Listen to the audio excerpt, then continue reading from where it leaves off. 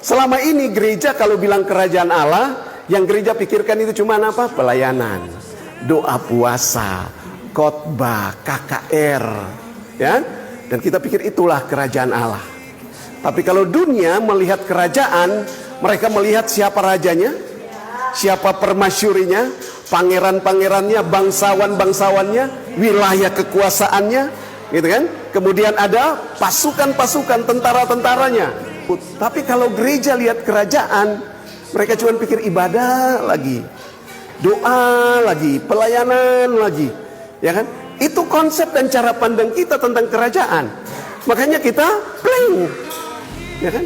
Sampai hari ini, padahal sejak Tuhan Yesus datang itu untuk menghadirkan realita kerajaan Allah di bumi, ya kan? Dia katakan dia berjalan dari kota ke kota, dari desa ke desa untuk apa? Memberitakan Injil kerajaan, gitu ya? Ya. Tetapi selama ini yang kita pahami ya, namanya. Jadi yang disebut kerajaan itu adalah suatu sistem pemerintahan Allah. Kerajaan Allah adalah sistem pemerintahan Allah yang beroperasi dan bekerja meregulasi kehidupan kita. Saudara sebagai warga negara Republik Indonesia, maka Undang-Undang Dasar 1945 dan Pancasila itu menjadi dasar yang meregulasi hidup kita. Baru kemudian dijabarkan dengan undang-undang, peraturan, gitu kan? Peraturan pemerintah, Kepres, dan lain-lain. Supaya kita hidup aman, kita tertib sebagai warga negara, maka kita harus taati pada semua aturan perundang-undangan. Amin. Demikian juga kalau kita menjadi warga kerajaan Allah, maka firman Allah itu yang menjadi hukum. Amin. Firman itu menjadi hukum tertinggi di dalam hidup kita, ya. Tetapi persoalannya adalah kita ini sulit untuk melakukan hukum-hukum itu. Kenapa? Karena di dalam kita ada hukum lain. Amin. Ada hukum lain yang mengatur hidup kita, sehingga kita ini sulit untuk bisa melakukan satu hukum itu. Saya sebenarnya mau menyelaraskan kita dulu, supaya waktu firman sampai saudara tidak ragu-ragu. Yang pertama, saudara harus ketika datang dengar firman, datang ibadah seperti ini, jangan anggap saudara mendengar seminar yang biasa. Mari kita belajar untuk apa saja ketika menyampaikan firman, saudara harus kosongkan semua apa yang selama ini saudara pahami. Saudara kalau datang mau menerima firman, itu yang pertama, biarlah firman itu mengubah hidup saya. Biar firman itu menjadi patokan untuk saya ikuti. Amin. Itu penting. Kalau tidak, nanti firman yang saudara terima tidak akan mengubah. Amin. Karena itu hanya cuma menjadi catatan. Karena itu cuma hanya menjadi konsep berpikir untuk menambah pengetahuan. Enggak, firman Allah itu bukan menambah pengetahuan. Gitu kan? Ya, pengetahuan itu untuk makanan jiwa. Makanan roh itu memang firman Allah. Karena itu saudara, seminar kita agak berbeda. Yang disebut kalau seminar rohani, ya, makanan yang disampaikan itu firman Tuhan itu untuk makanan rohani. Kalau untuk makanan rohani, maka itu bukan konsumsi pikiran. Amin. Bukan konsumsi jiwa, pikiran, perasaan, kehendak, kemauan, dan lain-lain. Jadi firman Tuhan, saudara, seperti namanya makanan rohani. Waktu saudara berhadapan dengan makanan, tugas saudara apa? Makan. Amin. Makan. Dan pasti saudara tidak pikirkan lagi ketika dihadapan dengan kaladi biak, begitu ya. Saudara tidak pikir kaladi biak ini mengandung karbohidratnya berapa persen, kalorinya berapa persen, gitu kan, kalsiumnya berapa persen. Kan saudara tidak pikir, ya kan? Saudara langsung buka mulut dan makan. Nah, waktu saudara dengar firman, ingat baik, saudara dengar firman itu untuk makanan rohani. Jadi kalau untuk makanan rohani tidak boleh dipikirkan. Amin. Jangan pakai fikir. Jangan pakai pertimbangan di pikiran. Amin. Karena itu bukan makanan jiwa. Jangan biarkan firman itu masuk dalam pikiranmu. Yang pertama, biarkan firman itu masuk di hatimu. Bagaimana cara menangkap firman dengan hati? Nah, itu kan pendeta. Kan kita perlu dengar dengan telinga, harus pikir. Nah, kalau sampai di pikiran, itu akan buat saudara mulai bingung. Dan kalau saudara dengar firman yang keluar dari mulut Allah, itu adalah firman yang saudara dengar, yang pertama buat pikiranmu kacau. tapi hatimu adem. Tahu ya? Hati tentram, hati damai, hati berkobar-kobar. Tapi pikiran kadang-kadang bergumul. Ingat sekali lagi, firman Tuhan bukan makanan jiwa, tapi makanan roh. Kalau itu menyentuh roh, pasti ada kobaran. Ya. Walaupun di pikiran saudara, iya pendeta, tapi tidak boleh begitu. Tapi hati bilang, terima saja, terima saja. Ya kan? Ya. Karena itu untuk menerima firman dengan hati, saudara masuk akal, tidak masuk akal harus katakan, yes, amin.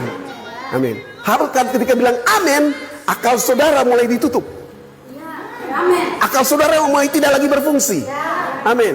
Sehingga firman itu mulai meluncur masuk cas. Ketika sampai di hati, baru firman itu setelah tinggal di hati, baru dia naik ke pikiran, baru dia bersihkan pikiran kita. Amin. Pikiran kita yang kotor, yang kacau, yang daging, yang macam-macam, yang galau dan segala macam itu mulai dibersihkan. Dan tiba-tiba saudara, oh itu toh maksudnya, gitu ya. Sepakat ya? Jadi dengar firman jangan diam. Halo. Orang makan tidak tutup mulut. Betul ya? Kalau makan tutup mulut itu infus namanya.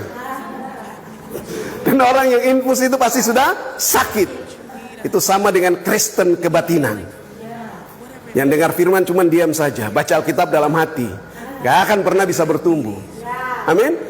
Iman timbul bukan dari pembacaan, tapi iman timbul dari pendengaran. Betul ya? Pendengaran akan firman Tuhan. Jadi kalau saudara baca, harus sampai telingamu mendengar ayat-ayat itu. Amin. Jadi kalau saya lebih baik saya dengar khotbah daripada saya baca dalam hati. Ya. Tuhan itu kepingin bicara buat kita tiap hari. Tapi tergantung telinga saudara. Amin. Mari berikan respon. Berikan respon dengan katakan yes, amin, setuju, ya. Itu. Amin. Saudara harus siap merespon ya. Masuk akal tidak masuk akal katakan amin. Karena waktu kita respon firman itu seluruhnya masuk. Amin. Dengar firman jangan diam, memberi respon ya. Kalau saudara dengar firman saudara diam, tanpa saudara sadari saudara sedang undang setan datang di samping saudara. Pak Pendeta ada ayat kah? Ada. Matius 13. Nah, kita bilang perumpamaan seorang penabur, harta kerajaan Allah itu adalah seperti seorang penabur.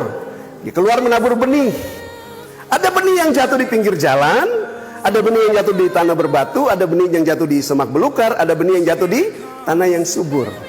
Alkitab bilang benih yang jatuh di pinggir jalan ialah orang yang mendengarkan firman tapi tidak memperhatikan. Orang dengar firman tapi tidak meresponi. Orang yang dengar firman diam saja. Orang yang dengar firman tapi pikirannya ada di tempat lain. Amin. Dia seperti benih yang jatuh di pinggir jalan. Lalu datanglah burung dan memakan benih itu sampai habis. Coba lihat arti perumpamaan itu. Dia bilang apa? Benih itu adalah firman kerajaan. Lalu burung itu apa? Si jahat. Si jahat itu akan datang dan mengambil benih itu. Firman yang saudara dengar itu, kalau saudara tidak responi, maka saudara datang ke gereja bertahun-tahun tapi hidup tidak berubah. Kenapa? Saudara datang firman luar biasa tapi pulang kosong. Burung sudah ambil, setan sudah makan, gitu kan? Iya, udah tidak perlu jelaskan ini, tapi ini dasar buat kita. Jadi dengar firman harus respon. Kalau tidak respon, setan datang. Oke, tadi saya bilang masuk akal tidak masuk akal. Yes, gitu ya. Misalnya saya bilang begini, ini tidak masuk akal kan? Surga itu bukan tempat kita yang kekal. Nah itu, ada beberapa mulai. Yesus itu bukan lagi terang dunia. Aduh, kenapa saya datang di sini? Saya datang dengar pendeta sesat ini kan begitu. Coba kalau pendeta khotbah bilang begini, Yesus bukan terang dunia, apa lempar dengan batu? Betul kan tidak? Iya. Tapi Alkitab bilang begitu. Iya kan? Saudara lihat ayat nih. Biar ini kan, supaya saudara waktu dengar pernyataan-pernyataan yang berat, saudara tidak usah pikir lagi. Sebab saya tidak mungkin tipu saudara. Firman tidak mungkin berbohong. Gitu ya? Ya, lihat ayat Yohanes 9 ayat 5. Selama aku di dalam dunia, akulah terang dunia. Yesus dalam dunia, Yesus terang dunia kan? Pertanyaan saya, di mana Yesus sekarang? Halo? Yesus di mana? Di surga. Apakah dia ada di dunia? Tidak. Dia sendiri bilang, aku tidak ada lagi dalam dunia. Yohanes 17 ayat berapa tuh? Ayat 10. Aku tidak ada lagi dalam dunia, tetapi mereka masih ada dalam dunia. Dan aku datang kepadamu, ya Bapa yang kudus, peliharalah mereka dalam namamu, yaitu namamu yang telah Engkau berikan kepadaku, supaya mereka menjadi satu sama seperti kita. Yesus bilang, aku tidak ada lagi dalam dunia. Betul ya? Iya. Kalau Yesus di dalam dunia, dia selama aku dalam dunia, aku terang dunia. Sekarang Yesus di mana? Sorga. Dia masih jadi terang dunia? Tidak kan? Matius 5 ayat 14. Kamulah terang dunia. Kota yang terletak di atas gunung tidak mungkin tersembunyi. Jadi kalau bukan Yesus terang dunia, siapa yang terang dunia? Ini Tuhan Yesus yang bilang, ini bukan Peter Tauran bilang. Betul ke tidak? Ini Alkitab bilang. Jadi tadi waktu saya bilang Yesus bukan lagi terang dunia, masih bilang saya sesat. Tadi saya bilang apa? Sorga itu bukan tempat kita yang kekal. Betul ya? Nah, ini namanya membongkar dasar-dasar keyakinan yang salah, yang selama ini sudah terbangun, yang buat kita sudah tidak bisa lagi. Ini yang harus kita luruskan, kita benahi. Ya, Tuhan tidak ciptakan manusia di surga. Tuhan itu ciptakan manusia di bumi. Jadi surga bukan tempat manusia. Tempat manusia kekal selama-lamanya itu ada di bumi. Sekiranya, ini seharusnya tidak ada pakai kata seandainya, Adam dan Hawa tidak jatuh dalam dosa, manusia tidak akan pernah mati, dan manusia tidak akan pernah pergi ke surga. Saudara, Tuhan manusia bisa pergi ke surga, interaksi dengan surga tanpa harus melalui kematian. Betul ya? Tapi karena dosa, makimannya manusia mati secara fisik. Ya. Dan untuk sementara dia pergi kemana? Surga. Itu bukan surganya takhta Allah. Itu surga, itu alam surgawi. Dia hanya transit di alam surgawi itu. Nanti Tuhan berikan langit baru dan bumi baru. Baru manusia itu ditarik kembali lagi untuk tinggal di bumi yang baru. Jadi surga bukan tempat kita yang kekal. Amin. Saudara-saudara kita yang sudah mati, mereka transit saja sementara di alam surgawi itu. Gitu ya. Lalu nanti mereka kembali lagi ke bumi yang baru. Bumi yang baru. Masihkah pikir saya sesat? Tidak. Oke. Yang ketiga, saudara dengar firman tidak boleh dipertanyakan. Ya. Jadi seminar ini agak aneh. Seminar ini tidak boleh bertanya. Artinya tidak ada ruang pertanyaan. Pertanyaan itu karena apa? Saudara tidak mengerti secara logika. Karena saudara tidak mengerti secara logika, saudara bertanya. Tapi kalau rohmu terima, maka di dalam hatimu tidak ada pertanyaan. Di dalam rohmu tidak akan bertanya-tanya soal kebenaran. Terima saja. Ya kan? Model seminar model apa? Begitu kan? Kan namanya seminar itu harus bertanya. Tapi ini agak aneh. Ya? Karena saudara tidak perlu bertanya. Karena waktu saudara makan kan saudara tidak tanya tuh. Kalau saudara bertanya, pergi bawa di laboratorium. Nasi satu piring berapa kalori, gulanya berapa, ya kan? Kolesterolnya berapa, gitu.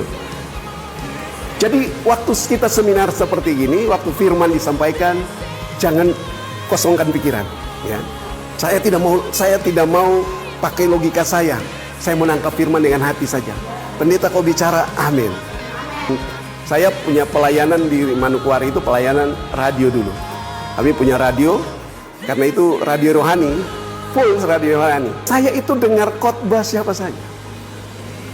Hamba Tuhan yang biasa, yang luar biasa, yang terkenal, yang tidak terkenal, ya kan? Yang bernama dan yang tidak bernama, ya kan? Yang masih hidup sampai yang sudah di bumi, di kota besar, kota kecil, kota besar, sampai di luar angkasa. Luar angkasa itu artinya yang sudah almarhum, ya kan? Tapi rekaman-rekamannya masih ada. Semua saya dengar. Dan sebelum itu disiarkan saya dengar dulu. Jadi kita ini udah berbagai orang banyak punya firman yang kita dengar, khotbah yang kita dengar, sampai kita bingung tertahu mau dengar yang mana. Ya kan? Makanya ketika sesuatu yang baru datang, kita tolak, kita lawan. Ya kan? Banyak mendengar itu baik, tapi kalau dengar dari banyak sumber itu tidak baik. Contoh saya, makanya ketika dengar kebenaran ini, pikiran berontak, hati damai. Ya benar, iya, tapi pikiran, ya tidak bisa, tapi kan saya pernah dengar ini gitu. Ini mulai terjadi peperangan dalam pikiran. Padahal hati ini, Alkitab bilang ini, pengetahuan buat orang menjadi sombong. Jadi bagi saya, udahlah saya tidak perlu tahu banyak, tapi yang penting saya mau hidupi banyak, itu lebih baik. Amin. Kalau kita hidupi kebenaran daripada kita tahu kebenaran, itu akan buat kita jadi sombong. Kalau hidupi kebenaran akan buat kita rendah hati. Gitu ya. Jangan simpan di akal kita, jangan simpan di otak kita. Iya. Itu yang saudara harus pahami sehingga kita tidak perlu bertanya-tanya, ya. Nah, topik kita yang hari ini, bagaimana kita bisa memerintah dalam hidup ini, ya kan? Dengan otoritas kerajaan Allah. Bapak Ibu, kita bukan memerintah orang lain. Amin. Kita tidak harus memerintah alam semesta ini, memerintah. So, dimulai dengan saudara bisa memerintah hidupmu dulu. Amin. Bagaimana kita bisa memerintah dalam hidup kita? Ya, misalnya contoh begini. Kalau saudara bingung, galau, khawatir, takut, stres karena uang, maka uang itu yang sedang memerintah hidup saudara. Kalau saudara makan, khawatir tentang makanan, khawatir tentang pakaian, khawatir tentang jabatan, maka makanan, pakaian, jabatan itulah yang memerintah hidup kita. Amin. Iya. Nah, bagaimana kita bisa memerintah? Memerintah tubuh kita. Waktu saudara dengar firman ngantuk, itu artinya tubuhmu yang memerintah saudara. Amin. Iya. Kita yang harus memerintah tubuh kita. Pertanyaannya, Pak Pendeta, bagaimana saya memerintah dalam hidup kita? Ya. Nah, persoalannya adalah begini. Kalau kita bilang kita adalah orang-orang kerajaan, kerajaan itu bicara, kerajaan Allah itu bicara tentang sistem pemerintahan Allah, atau operasional dari kerajaan itu beroperasi dalam hidup kita, sehingga kita bisa memerintah, mengatur, mengontrol hidup kita. Amin. Kalau hidup kita sudah terkontrol, hidup kita sudah teratur, maka yang lain itu juga pasti teratur. Amin. Kenapa kita bergumul? Yang paling sederhana itu masalah adalah karena kita itu suka langgar batas. Kalau kita melampaui batasan, itu yang membuat kita susah bergumul. Ya kan? Contoh, gaji cuma 3,5 juta, tapi mau pakai handphone yang 5 juta, 8 juta. Betul tidak? Dan orang kalau melampaui batas itu pasti bikin dia bergumul. Ya kan? Karena itu Paulus bilang begini, yang penting ada makan, ada pakai, cukup. Kata cukup itu artinya tidak melampaui batas. Amin. Gimana kita bisa memerintah dalam hidup kita? Ya kan? Mari kita lihat ayat dulu. Roma pasal 5 ayat 17 ya. Sebab jika oleh dosa satu orang, maut telah berkuasa oleh satu orang itu, maka lebih benar lagi mereka yang telah menerima kelimpahan kasih karunia dan anugerah kebenaran akan hidup dan berkuasa. Kata lain, akan hidup dan memerintah oleh karena satu orang itu, yaitu Yesus Kristus. Satu orang yang pertama ini disebut sebagai Adam yang pertama. Karena Adam yang pertama ini jatuh dalam dosa, maka semua dosa dan maut dikatakan situ, sebab jika dosa satu orang, maut itu berkuasa, maut itu memerintah. Halo, maut itu bukan mati. Maut itu kematian kekal. Amin. Di dalamnya akan beroperasi alam maut. Tahu alam maut? Yang ada di dalam alam maut itu sakit hati, kecewa, iri hati, kebencian, dendam, semua gejolak-gejolak jiwa itu beroperasi di alam maut. Tapi Alkitab bilang begini, waktu Yesus berkatakan pada Petrus, menurut kamu siapa aku? Kan? Matius 16. Lalu Petrus bilang, kau adalah Mesias, anak Allah yang hidup.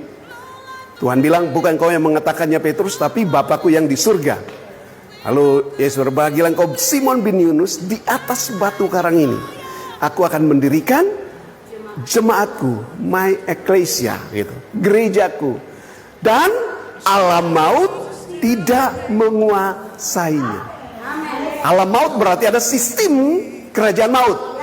Amin. Pemerintahan maut tidak berkuasa. Jadi seharusnya Bapak Ibu Saudara sebagai orang percaya, kita juga disebut gereja, eklesia, maka alam maut tidak boleh berkuasa. Alam maut tidak boleh memerintah kita. Sakit hati tidak boleh memerintah dalam hidup saudara. Kebencian tidak boleh memerintah dalam hidup saudara. Amin. Ambisi tidak boleh memerintah dalam hidup kita. Itu semua berasal dari alam maut. Kalau terjemahan lain dia bilang, kamu punya otoritas untuk menutup gerbang neraka. Wow, gitu kan? Dia bilang, get hell, pintu gerbang neraka itu ditutup.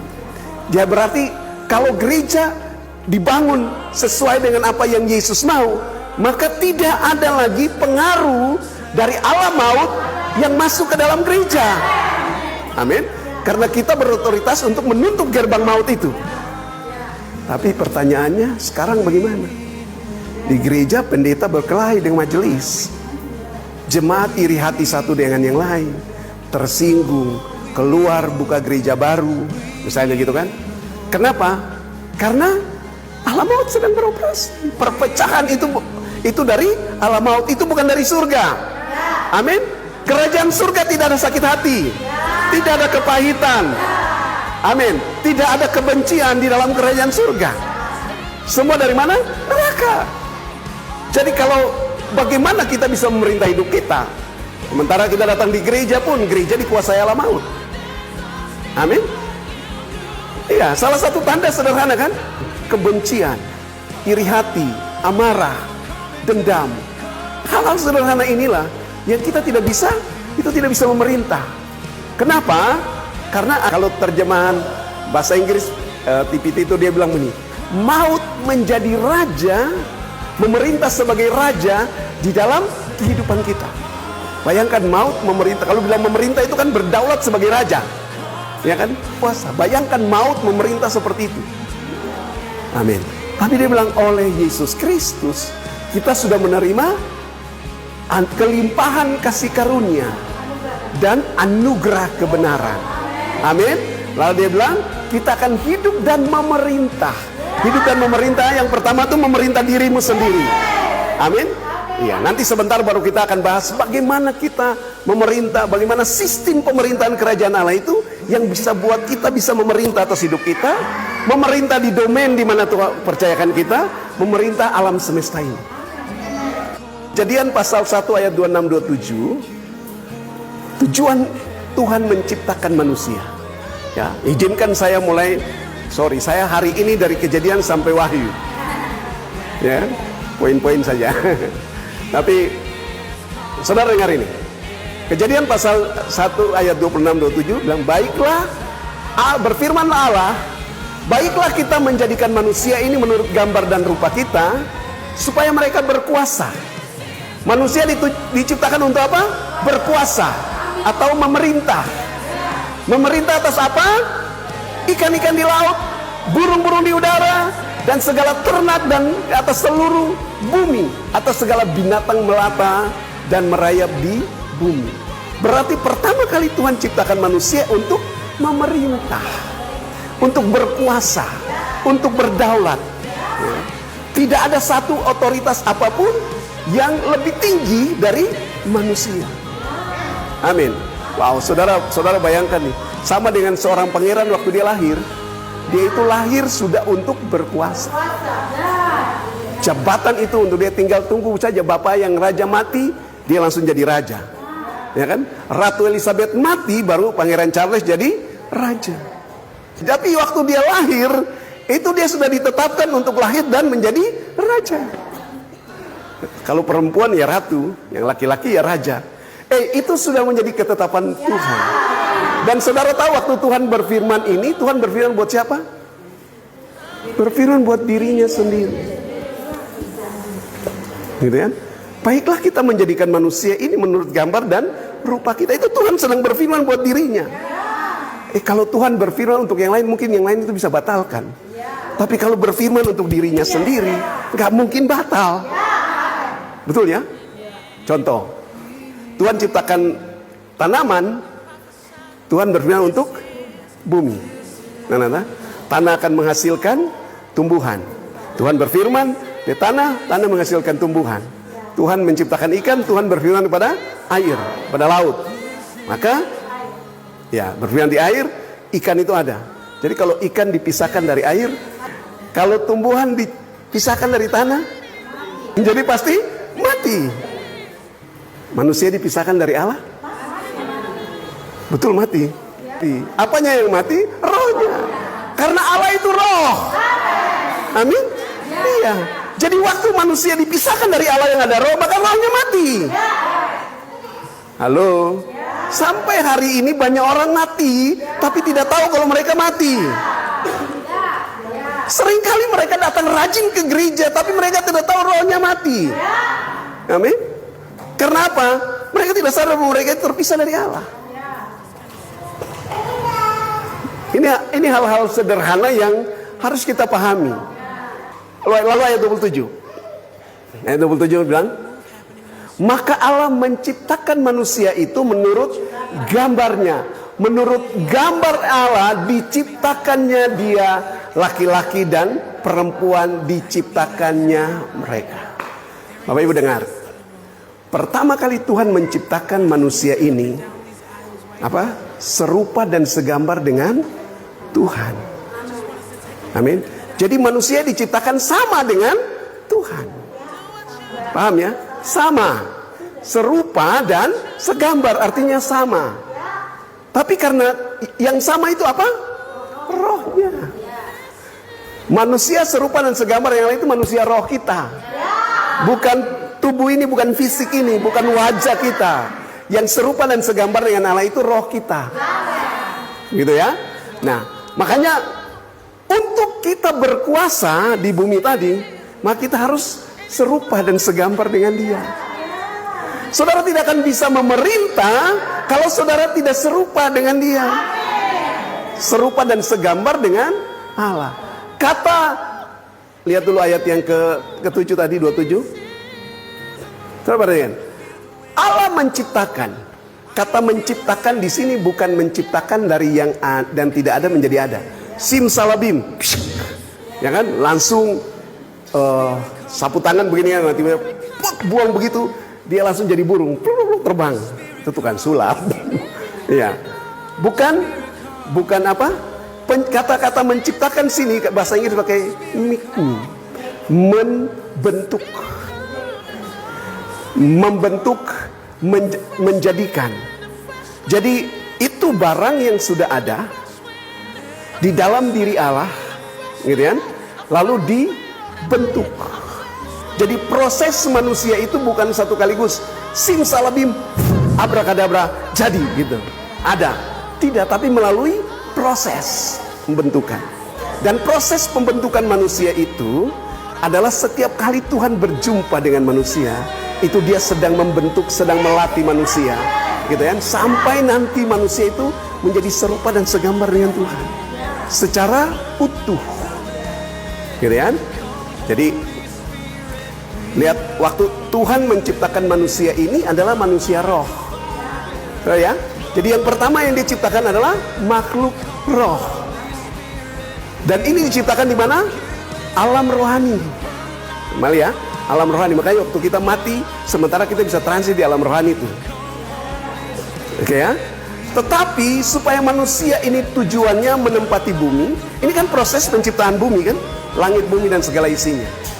Ya, langit bumi dan segala isinya diciptakan dengan firman, bukan dengan doa. Jadi masalahmu diselesaikan jangan dengan doa. harus selesaikan dengan firman. Amin. Pak Pendeta, kita berdoa saja, tidak usah ke gereja dengan firman capek-capek. Sudah berdoa saja, itu omong kosong. Amin. Tidak ada masalah yang diselesaikan dengan doa. Semua masalah diselesaikan dengan firman. Karena itu jangan ganti firman dengan apapun.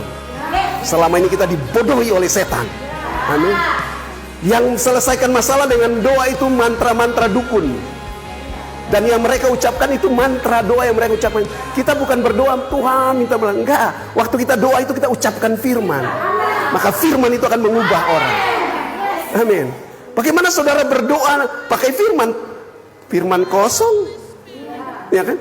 Kalau saudara limpah dengan firman, maka doamu yang keluar itu firman. Amin. Bukan datang berdoa masuk di kamar doa itu langsung proposal. Serentetan kebutuhan kita sodorkan buat Tuhan. Halo? Itu yang selalu diajarkan kan. Makanya kadang-kadang mama Tuhan bilang, mari kalau mau masalah kebutuhan apa saja, di sini dibuka pelayanan doa, pelayanan konseling dan lain-lain. Saudara butuh doa, datang buat saya, karena saya punya nomor kontak Tuhan langsung. Ya.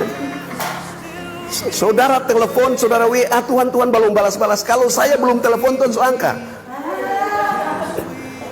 Ya kan, kadang-kadang kita itu bikin jemaat sampai jemaat itu tidak hanya bergantung saja pada pendeta. Allah menciptakan manusia itu, membentuk apa menurut gambar dan rupanya. Jadi gambar dan rupa Allah itu ini sudah kasih pola, cermin, gitu kan? Tapi kemudian Tuhan mulai bentuk sedikit demi sedikit ya. Jadi cerminnya itu sudah ada di situ, serupa dan kesemuaran, lalu Tuhan mulai bentuk dia. Jadi mulai bentuk kita sedikit demi sedikit. Proses, butuh proses. Jadi Tuhan itu tertarik dengan proses. Tuhan tidak tertarik dengan hasil. Amin. Jadi kalau saudara tidak mengalami proses, mau hasil saja, ya, iya kan? Kan kadang orang lihat, orang itu sukses ya. Saudara lihat dia pun hasil, tapi saudara tidak lihat dia pun proses. Iya kan? Iya, dari jam 2 malam tidak tidur sampai jam 11 pagi, begitu kan? Karena dia kerja keras. Betul kan? Itu proses. Makanya kalau saudara proses, saudara sedang mengalami masalah, mengalami tantangan, aku percaya ini proses. Amin. Dan saudara dengar, proses kalau tidak protes, mengalami progres, dan saudara akan mendapat proteksi, gitu kan? Dan akhirnya reward akan diberikan buat saudara. Iya. Jadi kalau sedang diproses, Tuhan terima kasih. Lagi hadapi masalah, itu cara pandang yang berubah. Waktu menghadapi masalah, oh ini medan latihan buat saya. Ini tantangan buat saya, ya kan? Jadi, oh ini sedang proses. Tujuannya sampai apa? Sampai tujuan Tuhan selesai. Saya tahu ada sesuatu yang harus diselesaikan. Tuhan terus kerjakan. Jangan baru sedikit masalah, sedikit lah. Aduh Tuhan, kenapa ini? Lari cari Bapak Pendeta, minta tolong Bapak Pendeta. No. Bukan begitu. Amin. Itu kita tidak pernah bisa memerintah dalam hidup kita. Amin. Saudara diciptakan itu mulai dibentuk. Nah,